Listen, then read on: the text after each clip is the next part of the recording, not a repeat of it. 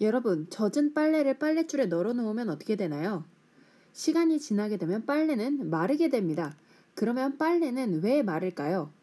그 이유는 바로 빨래 안에 있던 물이 증발하기 때문입니다.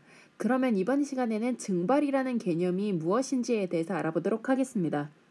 증발이라는 것은요, 액체가 공기 중으로 날아가는 현상을 의미합니다. 그림에서 보시는 것과 같이 컵 안에다가 물을 담아놓고 기다리면 어떻게 되나요? 한참을 까먹고 있다가 나중에 와서 보면 물의 양이 전보다 줄어있는 것을 확인해 볼 수가 있었습니다. 그 이유는 컵 속에 들어있던 물이 공기 중으로 날아가기 때문인데요.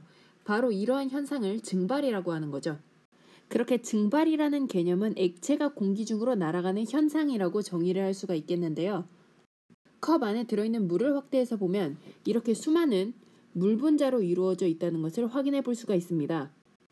이 컵 안에 있는 물 분자들도 사실은 조금씩 자유롭게 움직이고 있는데요. 특히 표면에 있는 물 분자 같은 경우에는 이렇게 공중으로 밖으로 나오게 됩니다. 당연히 표면에 있는 물 분자가 날아갔으니까 컵 안에 있는 물의 양은 줄어들게 되겠죠. 바로 이렇게 표면에 있는 액체가 기체로 변하는 현상을 증발이라고 하는 거고요. 이 현상 또한 분자가 스스로 움직이기 때문에 일어나는 현상이라고 생각해 볼 수 있겠습니다. 그러면 일상생활에서 그 예를 한번 찾아볼까요? 바닷가 근처를 지나다 보면 바닷물에서 물을 증발시켜서 소금을 얻는 염전을 볼 수가 있습니다.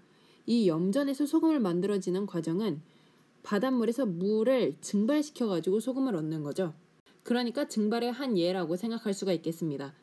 또한 명절에 시골에 내려가게 되면 이렇게 고추를 따뜻한 곳에 말리고 있는 모습을 종종 볼 수가 있는데요. 이렇게 고추를 밖에다가 꺼내놓게 되면 고추에서 물만 증발하게 됩니다. 그러면은 말린 고추를 얻을 수 있게 되는 거죠. 이것도 증발의 한 예라고 할 수 있겠습니다.